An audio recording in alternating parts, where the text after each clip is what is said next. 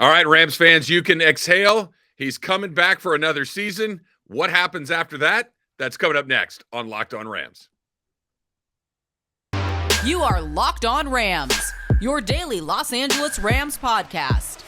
Part of the Locked On Podcast Network, your team every day.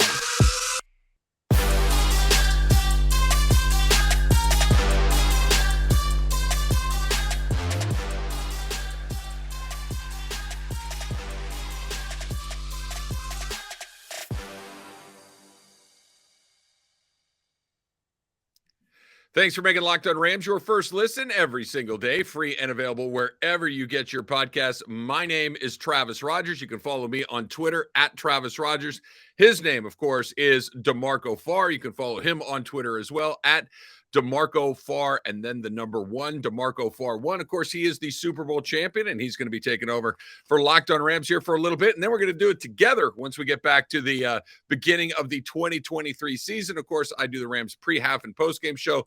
DeMarco is not only a Super Bowl champion, but a longtime member of the Rams family. He has been on the sidelines for every single game since the Rams returned from St. Louis back here in Los Angeles, which we're getting into our 8th season, DeMarco, here just around the corner. It's hard to believe that it's been that long, hasn't it? Nuts. It seems like we just got back, and here we are again, 2 Super Bowls. Yeah, like I said, they messed up now, Trav. They let the tag team champions of the world get on Locked On. Good luck. We're collecting all the belts, baby, all of them. We're going to need to make sure that those belts are maybe perhaps a different size than some other belts, but we're going to we'll do the Andre the Giant. We'll sling it this way. That means it can't fit around the waist. We'll just throw it over the shoulder. Yeah, same stuff. I'm going to need 2 to go all the way around, but we will make it work. This is where we ask you to make sure you click that subscribe button in your podcast feed. Make sure you check us out on YouTube as well. Our Locked On Rams YouTube channel is a great way to take in the podcast. And a Crossover Thursday is presented by our friends at PrizePicks. PrizePicks is so much fun and easy to play. No competing with other players, just you versus the projections available. Pick 2 to 5 players, and if they score more or less than their PrizePicks projection, you can win up to 10 times your money on your entry. It can literally take you less than 60 seconds to enter. It is that easy. We love PrizePicks, and you know you will too. First-time users can receive a 100% instant deposit match up to $100 with the promo code Locked On. That's PrizePicks.com, promo code Locked On. All right, so let's get right into it, DeMarco. We talked about this earlier in the week. Aaron Donald changed something on his Twitter profile to former NFL defensive lineman, then immediately changed it back to NFL defensive lineman. He has now confirmed that, I never said I wasn't going anywhere. I'm coming back to play another season. I know I can speak for myself and probably most Rams fans that, okay, 99's coming back. We can feel pretty good about that. What does it do? Obviously, he's the best player at his position. He's the best player maybe ever at that spot.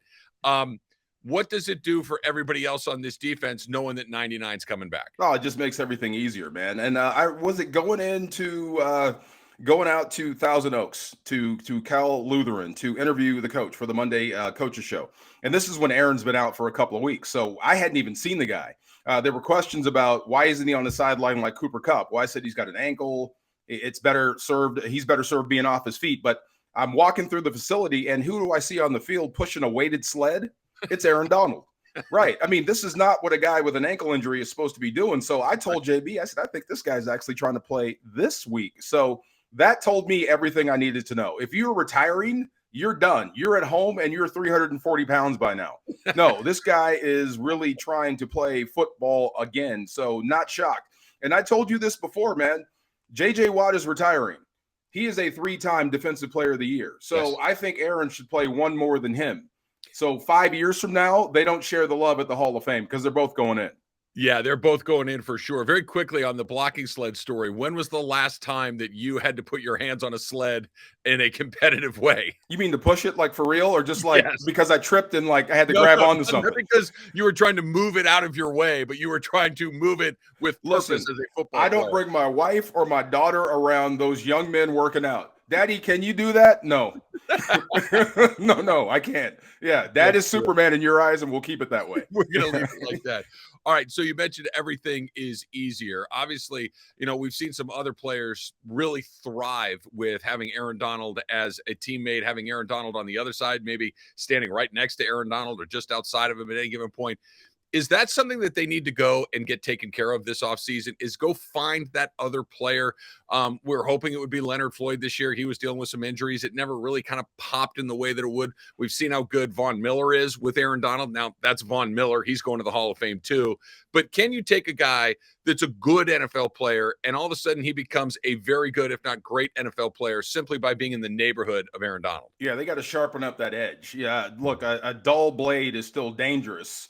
You can bludgeon somebody, but bludgeoning does not work in the NFL. You need some true pass rushers. And there was a shakeup in the coaching staff. I think Thad Bogardus, the outside linebacker coach, was let go. Remember, towards the middle of the season, there was a blow up there at the outside linebacker position. There were some issues. You had to let go of Justin Hollins, who was your starter. So there was a situation there. But yes, look, you need to find some young, fresh pass rushers that you can partner with Aaron Donald. Look, if you can't win one-on-one, build a net, build contain, make sure that quarterback can't get out because he's going to create pressure up the gut. But lo and behold, if you can find somebody that actually has natural wiggle that can get to the quarterback on his own, then so be it. Partner him with Leonard Floyd, partner him with Aaron Donald, and then the guy that can get there on his own. You've got a three-headed monster as pass rushers. But until you find that, I love to have Aaron, but just having Aaron isn't enough. You need more. What happens to Michael Hoyt? Because this was one of the guys that I think that once the Rams went from let's try to win games and get back into the playoffs, go defend that Super Bowl championship to evaluation mode, which happened, depending on your point. Officially, it happened in early November, maybe unofficially a little bit earlier than that.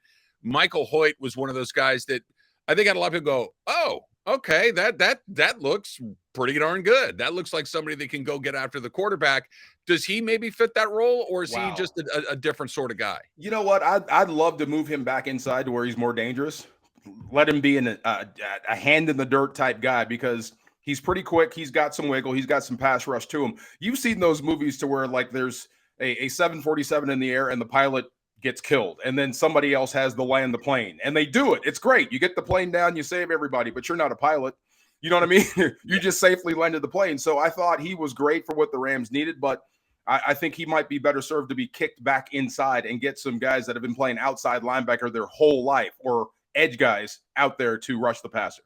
This is something I'm sure you'll talk about a lot coming up over the offseason and everything else. But is that the number one thing that you have to go find in the draft is somebody else to go get after the quarterback?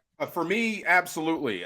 You need edge presence. You need guys that can beat tackles. I mean, that's what's winning in this postseason so far. If you don't have that, you don't have a lot, or you're not even in the postseason. So that offensive line, I think you need to revamp that running back room from top to bottom. I thought Cam Akers finished well. I think he changed perception, but edge number one, offensive line, fix that. Unless you want to go with the guys you have, get healthy and see there. But running back too. But edge definitely is number one on my list. All right, so those are two things that they need to get done. Maybe a third thing that needs to get done is what do you do with that QB2 position? We've seen it a whole bunch of different ways this season. What's coming up next season? That's coming up next on Locked On Rams. But first, let's talk about our friends at BetOnline. BetOnline.net is your number one source for sports betting information, stats, news, and analysis. Get the latest odds and trends for every professional and amateur league out there, from pro football, college football, basketball, college basketball, soccer, you name it. They've got it all at betonline.net. And if you love podcasts, sports podcasts, you can even find those at BetOnline as well. We're always the fastest and easiest way to get your betting information. Head to the website today or use your mobile device to learn more. Bet online where the game starts. It's a great way to go check out what's coming up this weekend in the divisional round. Bet online where the game starts. And thanks again for making Locked On Rams your first listen every single day. Subscribe to the Locked On NFL podcast and get daily conversations on the biggest NFL stories, plus in-depth analysis on the biggest games with NFL key predictions every Friday. And Monday, local insiders cover the weekend with game-to-game episodes. That's Locked On NFL, available on YouTube and wherever you get your podcasts. Travis Rogers and DeMarco Farr, Locked On Rams. Click that subscribe button in your podcast feed. That way you get us every single day, all of your Rams content in one spot. Locked On Rams. Check us out on YouTube as well, our Locked On Rams YouTube channel. All right, so The Rams under Sean McVay, DeMarco, have gone about their backup quarterback position in an interesting way. They've kind of gone, I don't want to say cheap because that means cheap. I want to say inexpensive, perhaps, and maybe using some money that might go to a backup quarterback to go get some guys at some other positions. It really had not been a problem. Jared Goff was a pretty healthy quarterback last season, that Matthew Stafford was a very healthy quarterback. And the John Wolfords and Bryce Perkins of the world's, Blake Bortles going back, Sean Mannion just going back a little further than that, really never became somebody that you needed to lean on a little bit. This season was different. Matthew Stafford struggled with his health. We saw John Wolford, we saw Bryce Perkins, and ultimately you saw a former number 1 overall pick in Baker Mayfield, who was available because Carolina had decided to move on from him after Cleveland had decided to move on from him, make his way to LA. And it just, to me, it looked a lot different. It looked, okay, say what you want about Baker Mayfield. He was the first overall pick. So there's some basic skills and abilities there that John Wolford and Bryce Perkins just don't possess at this point in their career. Do you think, having seen what it looks like, they went 2-3 with Baker Mayfield as their starting quarterback, that Sean McVay maybe changes his philosophy there and goes with a more experienced NFL player in the event that Matthew Stafford gets hurt again next season? I think that was the cool thing about how this season ended with the 5 games of Baker Mayfield, because you had to retool and change what you did. Matthew Stafford he's a shotgun passer, and he can throw it around the yard, and that's what you want. That's how you won a Super Bowl. But with Baker Mayfield, you were more under center. You were more run-centric and throwing off play action. That was the old Jared Goff playbook. So it can work. Look, Baker Mayfield changed my perception of him.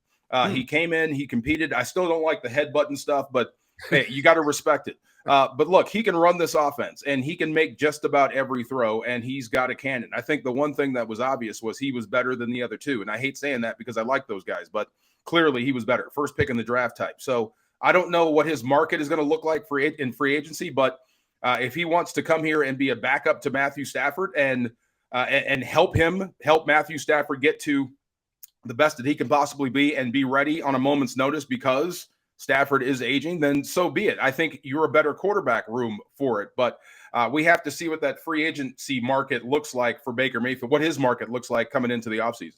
Yeah, it was interesting, right? Because what he said was, and I'm paraphrasing here a little bit, but I'm not just going to chase starting dollars to chase starting dollars. That if there's an opportunity that looks good, then sure, why not? But I'm not just going to go start somewhere just so I can say I'm going to start somewhere. And this is kind of that point in, and I think a lot of people's careers go like this in sports and in other places, is I could go be the guy over here and maybe I fail for the same reasons I failed in some other spots, or I could go work with somebody who clearly has a track record of success, who knows the language that I speak, offense, quarterbacks, Sean McVay, and kind of learn a new bag of tricks and learn how to go about doing this differently. So the next time a starting quarterback job becomes available, maybe I'm more prepared as opposed to just bouncing from one thing to the next, a new system to the next, a new coach, new receivers, just kind of for a year, hit that reset button and really relearn the position and how to be an NFL quarterback. And recharge your batteries, man. Fall in love with the game again. I mean,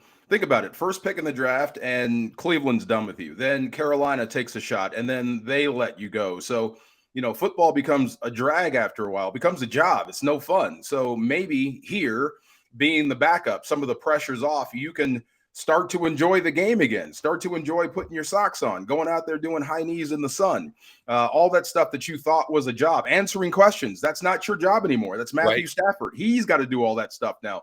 So that might be appealing. And look, you're in Los Angeles. The sun's always shining here. So there are worse places to be.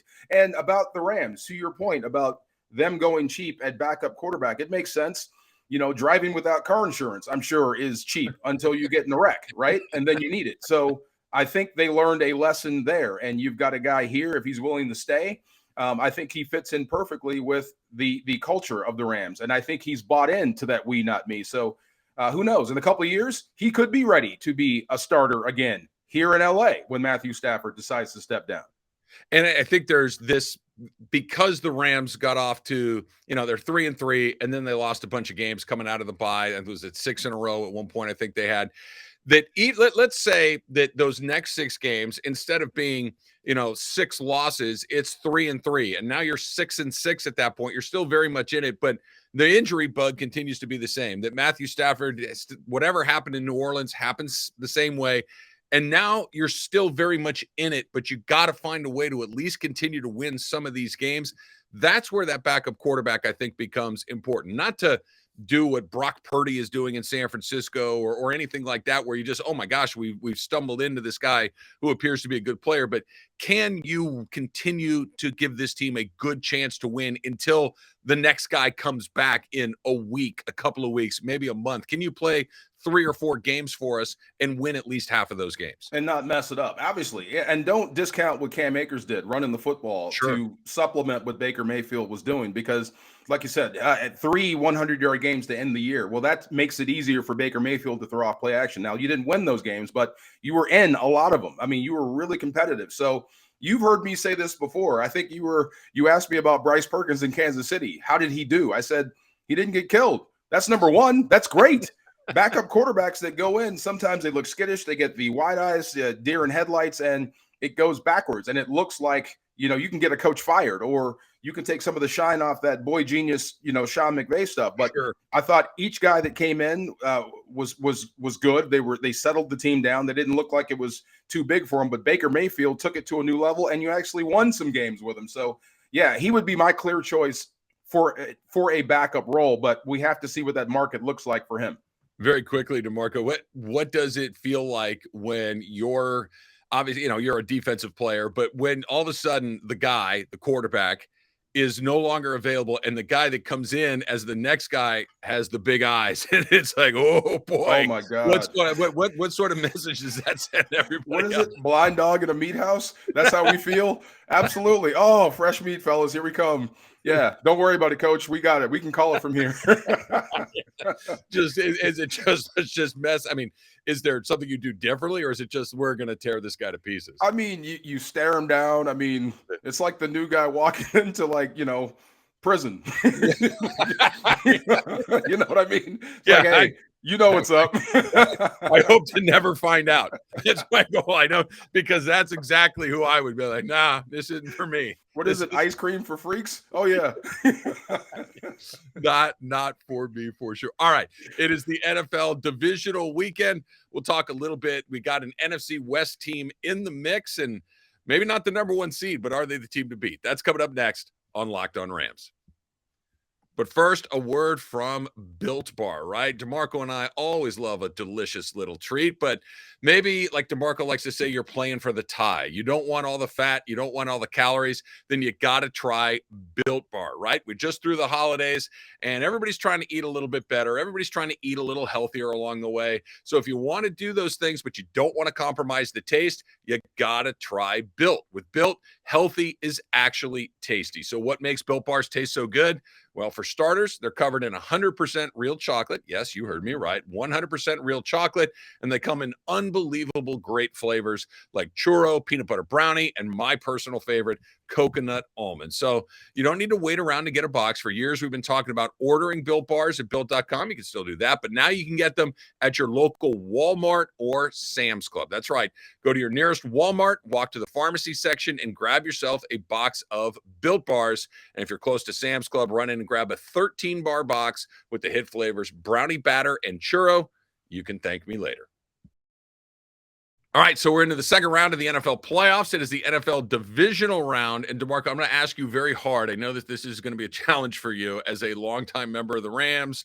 But we're going to talk about the San Francisco 49ers for half a second, the NFC West opponent that have given the Rams nothing but trouble. How surprised are you that not only that they're in the divisional round, because I don't know if that's a huge surprise because of all the great players that they have on both sides of the ball, but that they might be the favorite heading into this weekend on that half of the draw, playing Mr. Irrelevant at quarterback. Brock Purdy, the last pick in the draft, that Trey Lance, first-round pick. Jimmy G's a guy that, maybe a little bit divisive, but a guy that's taken this team to the Super Bowl. We saw him last year in the NFC Championship game. But here they are again with a guy that I don't think anybody expected to play this year. And not only is he playing, he's playing great. He's got a rifle, man. I mean, look, you've got Christian McCaffrey at running back. I mean, that's That's a problem enough. Then you partner with Deebo Samuel. I mean, that's an issue. Always been an issue for the Rams. That's an issue for the league. So Jimmy Garoppolo, I always thought was, he's average, top 15 at best. And he had this team, like you said, in the Super Bowl or in contention. So this roster is loaded. If they ever got right at that quarterback spot, they're really going to be dangerous. And they're there without that guy. So I think Brock Purdy, with what he's done and with his Kurt Warnerisms, just kind of came in and has rewritten his own story and has motivated that group. So, yeah, San Francisco is a player. I remember us in '99. We beat Tampa Bay in the NFC Championship game to go to the Super Bowl, and then we won it. But I always thought that team is going to be back in the Super Bowl sooner than later. And sure enough, they won a couple years after. So same with San Fran. When the Rams beat them here to go to the Super Bowl, I said, this is not the end of San Francisco. They're going to reload and come right back. If they ever get that quarterback position right, they're going to be dangerous. And lo and behold, here we are less than a year later. So I want to go, but you took me exactly where I wanted to go. Kurt Warner, right? You were teammates with Kurt Warner. Kurt Warner comes in and takes over this team only because Trent Green gets hurt, right? Trent Green gets hurt, and I'll never forget hearing that Trent Green got hurt and Kurt Warner's. I'm like, the running back from Seattle is playing quarterback? Like, what? There's two Kurt Warners, and he comes in, and we know the story. He's in the Arena League or whatever it was, and he's bagging groceries. We all know the legend of Kurt Warner now. At what point did you guys on that Rams team start to realize that, oh, no, this guy just isn't a backup who's got a cool story. This guy's amazing and can play. And I wonder if that moment has happened for the guys in San Francisco with Brock Purdy. Okay, I'll take you back to the year before, 1998. We're wrapping up the year. We're not in the playoffs. We're playing San Francisco, and we're emptying the bench. I mean, we're hugging on the sidelines. This is it. Guys are leaving. We know it. You know how seasons end. So they put Kurt in the game, and he's not coming off. And we're hugging, and we're not really paying attention to what the offense is doing, but he hasn't come off the field yet. He's driving the ball. He is moving the football against the Niners and moving into scoring territory. So we start watching him. Wow, this was our backup. This is our third string guy. This is our scout team guy, and he's looking pretty good. Wow, Kurt, great game. I hope this works out for you in the future. And then he comes back again next year, and he's the backup to Trent Green. Trent is our guy. He gets hurt. Kurt steps in, and we're playing the Baltimore Ravens. And it was the first time I actually saw Ray Lewis play live. Oh. And they kept saying his name. I thought he was a nose tackle. Who is this Ray Lewis guy? Right. So I look, and then Kurt is beating the daylights out of the Ravens. So we went from supporting Kurt to like being led by him all in one game. Like, we don't have to worry about this guy. Worry about your own job. And sure enough, 13 wins later, we're in the Super Bowl. Do you think that Brock Purdy can do for San Francisco what Kurt Warner did for your Rams? I think he can. I really do.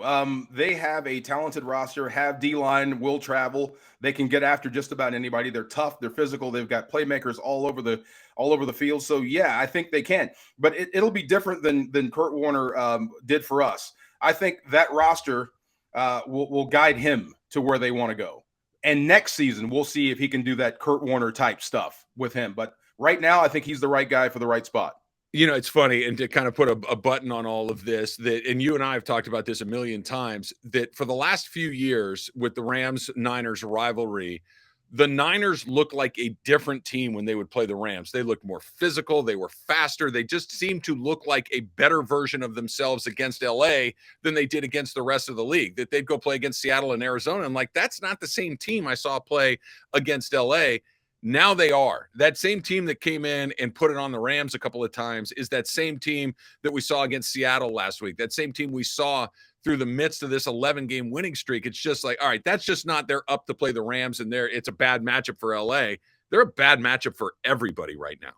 Especially in the NFC. I feel bad for Dallas. I really do. You're getting the short end. They're going to be 2 days rested by the time you see them. And they're physical to boot. So Dak Prescott had the game of his life. You're going to need another one against San Francisco. But yeah, I mean, I think San Francisco, this could be their year.